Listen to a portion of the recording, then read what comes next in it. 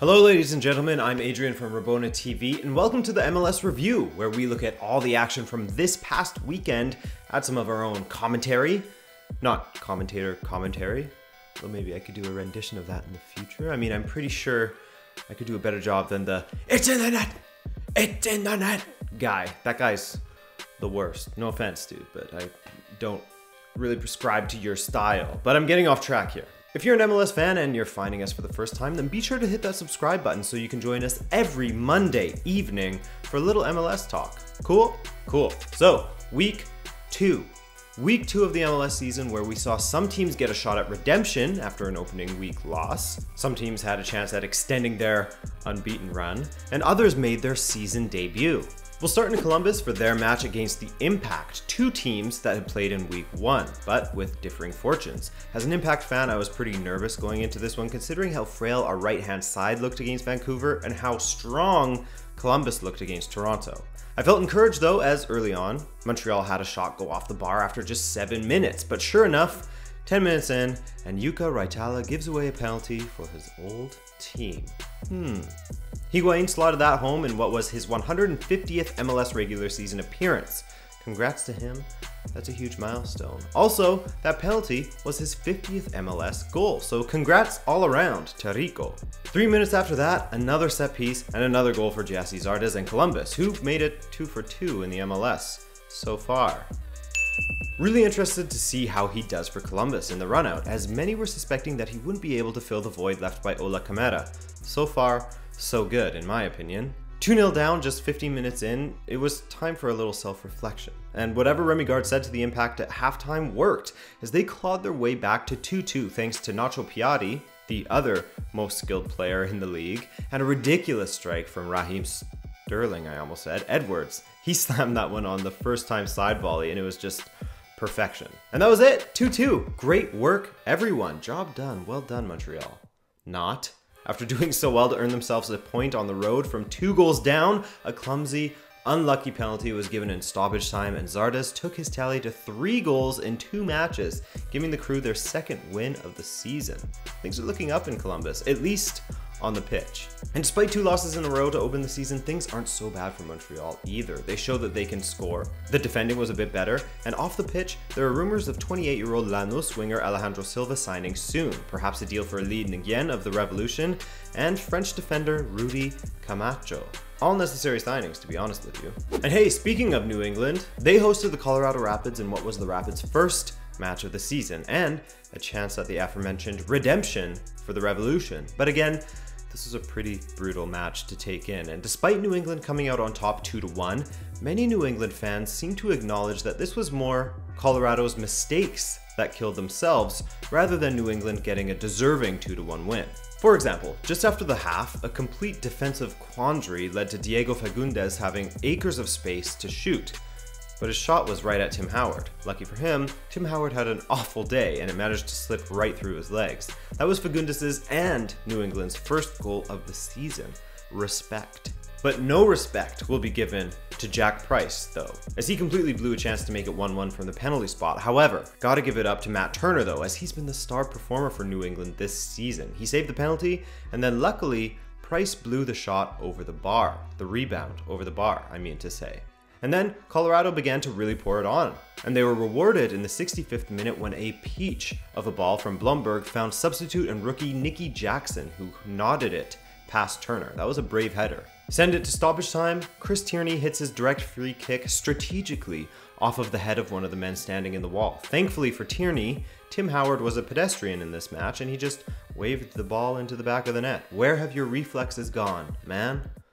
I can tell you, age. So for Colorado, it's a bit of a, hey, we'll finish those chances later on in the season, right? And for New England, they'll just be happy that they came out with the win, as it looked pretty sketchy for them at times. Real Salt Lake hosting LAFC, and just a reminder, RSL went away to FC Dallas in week 1 and got a 1-1 draw, while LAFC went away to Seattle and got a 1-0 win. Hey, should be a close match, right? Well, no. As LAFC showed that having a proven manager and proven talents within your squad is a pretty damn lethal combo.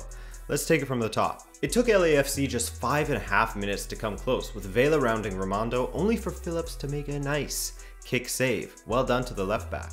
RSL were awarded a penalty in the 18th minute, but Miller did well to continue his great form from the season opener and made the save, only for João Plata to finish his rebound. Hey, Jack Price, take notes, my friend, are you watching?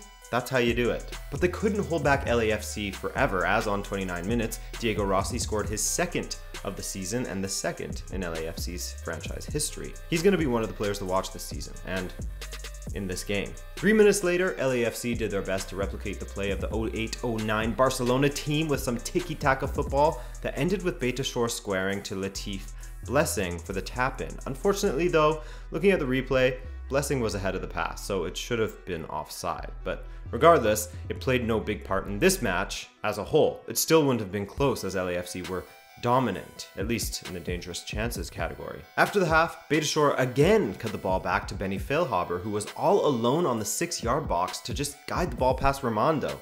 Why was nobody tracking back? Raimondo was probably wondering that as well, amongst other questions that he probably had for his defense, as after 80 minutes it got worse for him in RSL, with the Vela and Rossi connection bearing fruit once again, and not for the last time either in this match, as Rossi coolly finished as he was in all alone. That was his third of the season already, as he and Zardes are looking lethal. And finally, 6 minutes later, Diego Rossi fed Carlos Vela, who completely outpaced Phillips, to just dink it past Nick. Are you kidding me? Again? What is going on? And finally, 6 minutes later, Diego Rossi fed Carlos Vela, who completely outpaced Phillips, to just dink it past Nick Raimondo. 5-1 final. So here's what's up. Diego Rossi leads the league in goals and assists with 3 of each, while Tyler Miller leads the league in saves with 12 saves from 13 shots faced. Some great performances early for LAFC, and it'll be interesting to see how they fare down the stretch. By the way, if I look super different now, it's because my power went out, so I no longer have lights, so I have to film using natural light in a different location. So yeah, sorry about that. Sporting Kansas City spent their second match of the season away to Chicago for their home and season opener.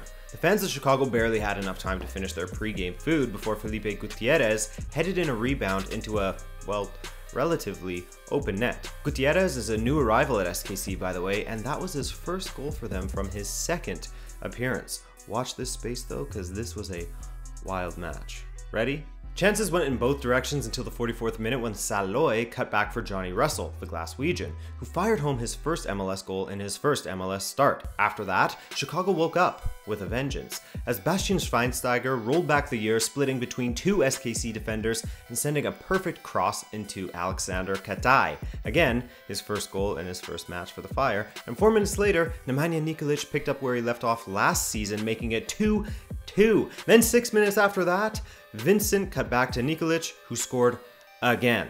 3-2 Chicago from 2-0 down. Damn, but just wait. Because 3 minutes later, Richard Sanchez, the Chicago keeper, fails to collect a weighted through ball, which falls to Jimmy Medranda, who slammed it into, again, a relatively empty net. 3-3. Until just 3 minutes later, Jack Russell dribbles all the way into the Chicago 18, cuts it across for Saloy, who backheels to Felipe Gutierrez, who scores his second of the match, making it 4-3 SKC, and damn, what a match. After losing their first match, Sporting Kansas City looked pretty decent in this one, as did their trio of Russell, Saloy, and Gutierrez. Chicago clearly has some defensive issues. Richard Sanchez did himself no favors by getting stranded on 2 occasions for open net goals for SKC, but at least their attack does look decent. So, with some sorting out in defense, they look like they could be a playoff team once again this season. Now to Houston versus Vancouver, where there was a bit of controversy surrounding penalties given and not given. One not given right at the end there for Houston. And I'll say off the top, with goalkeeper Stefan Marinovic as the man of the match for Vancouver, then you can see how this match went. So to the 25th minute, Camara goes down from a push on the back from Felipe Senderos, and from the ensuing penalty, scores his 100th MLS goal. Congrats to him! And 10 minutes later, Honduran international Albert Ellis cut inside and hit a deflected shot past Marinovic to make it 1-1. Houston looked pretty dangerous in the attack in this match, by the way, just as they did against Atlanta in the first match of the season. However, they lacked that final killer instinct, and despite outshooting Vancouver 21-7 in this match, after 48 minutes against the run of play, Brek Shea outpaced Machado and slotted past Sates. He always scores against Houston, going back to the FC Dallas days. From there, chance after chance for Houston and save after save by Marinovic, but it ended 2-1 for Vancouver to get their second win on the trot. I think they were a little lucky just on the merit that Houston was maybe not having the best day finishing wise, and that Marinovic had the game of his life, making 7 saves any other day, and this match would have ended 5-2 Houston. But I think that Houston is going to be fine this season as their attack looks incredible, and despite a couple of mistakes that cost them, they really shut down Vancouver. Vancouver's Cascadia Cup rivals Portland had another tough week, this time in New Jersey as they took on the New York Red Bulls in their season opening match. And despite it being a season opener, the Red Bulls started many reserves and substitutes as they chose to focus on advancing within the CONCACAF Champions League. But in this match, they have really proved that they have some decent squad depth, or at least proved that it could potentially be a long season for the Timbers Army. And after 17 minutes, a beautifully worked Red Bulls passing play ended with Alejandro Gamara's perfectly weighted low cross-finding 17-year-old Benjamin Mines for the tap-in. Portland did have a great chance later in the half though, as Armenteros was in clear on goal, but he sliced his shot wide. A truly brutal finish. But Bradley Wright Phillips doesn't have a brutal finish in him for the most part, as he scored his first of the season on 77 minutes to make it 2-0. And then the Carlos Rivas show began as he finished from a decent angle to make it 3-0, and then Connor Lade found Rivas for the back post tap-in to make it 4-0. Rivas scores 2 in his Red Bulls debut, and if he can keep that up, maybe Red Bull fans will forget that he arrived at the club at the expense of Sasha Kleiston. Considering how many second stringers the Red Bulls played in this match, this was a super impressive showing, though it's clear that Portland has problems in defense, especially in the left back position. And hey, speaking of Kleiston, his Orlando City team played at home once again in front of the wall, without Sasha, of course, welcoming the Loons of Minnesota United, who despite losing 3-2 in their first match looked pretty decent, and they continued to look decent on the road in this one, as after 11 minutes, Molino played in Ethan Finley, who scooped the ball over the onrushing Joe Bendick to make it 1-0. This one almost looked offside as well, but VAR says no, I guess. But on 40 minutes, VAR did do something. Ethan Finley tripped up Larea for what was given originally as a free kick just outside of the 18-yard box, but upon review, the referee decided that the initial contact for the foul was made inside the box, and so Yoshi Yotun stepped up to score his first of the season. Miram had a few chances from there, but in the 79th, Ibarra finished off a great attacking move by squaring it to Ethan Finley to complete his brace. 2 goals in 2 matches for him. But Orlando kept on coming, and if it weren't for a save off the line from Ibsen, they would have had at least an equalizer. Hard to say where each of these teams will end up this season, but it's looking like once Orlando gets some players back, things will improve. I mean, it's still so early, so don't panic yet, Orlando fans. And unfortunately for Minnesota, Kevin Molino will be out for the remainder of the season with a torn ACL. He started so well, too. Unlucky man. Speedy recovery to ya. Atlanta had a shot at redemption as they played their home opener in front of an MLS record crowd of 72,035 people. Amazing. And their performance was pretty amazing as well, considering they were playing against DC United, the only team that beat them on all 3 occasions last season. But this match was all Atlanta, at least in the opening sequences, until the 23rd minute when Villalba threaded a pass through the legs of Birnbaum, which found Joseph Martinez at the back post to slot it home. In the 72nd, Migeul Almiron scored what has got to be the MLS goal of the week, as he lashed the ball into the top corner to make it 2-0. Great presence of mind by Gressel, by the way, to cut it back to Almiron, as DC's defense was much more worried about Joseph Martinez. And a little bit later, it was Almiron who played the perfect cross into Villalba, whose looping header went past Usted for the 3rd time of the night. Atlanta were so fun to watch in this one, and they still don't have Barco in their squad. DC did grab a consolation goal through Darren Maddox in the 85th minute, however. So, Yamil Assad's return to Atlanta doesn't end well for him, and Atlanta looked to be at their attacking best, back to it. But they still need a natural number 6, aka a replacement for Carmona. And while they don't have that, I will be a little bit worried about their defense. Not too worried, though, because I think they're going to be right up there in the East. And finally, we go to the 5-a-side pitch that is Yankee Stadium for NYCFC's home opener against the LA Galaxy. Both of these teams won their opening day fixtures, and with the Galaxy looking much better than last season, I was excited for this one. And New York looked a little too overly excited when it came to finishing at times, as despite getting a 2-1 win, they probably should have won by more if Villa and Maxi Morales had finished some decent chances. But alas, to the beginning, where Villa's attempted square ball was cut out clumsily by Ciani but fell straight to Swedish bad boy, Anton Tinnerholm, who smashed the ball in off the bar. Sweet way to kick off your first match in front of your home crowd. And Ola Kamada almost shut the home crowd up after just 3 minutes when he latched onto Leget's perfectly weighted cross, but alas, Sean Johnson got his face in front of the finish to keep his team ahead. Maybe Zardes would have finished that one off. Kamada would have been ruining that chance big time, especially since just 6 minutes later, Ben Sweat's shot was saved by Bingham, only for the ageless wonder that is David Villa to put away the rebound. That's 4 home openers for NYCFC that Villa has scored in now. But Ben Sweat seemed to fall asleep a little bit in the second half. Oh no, he wasn't all that in this match defensively, as he got bullied off of the ball by Emmanuel Boateng. I mean, I don't blame him. Boateng is a 5'6" beast. Only for Boateng to find Jonathan Dos Santos, whose inch-perfect redirect found the back of the net. It's in the net!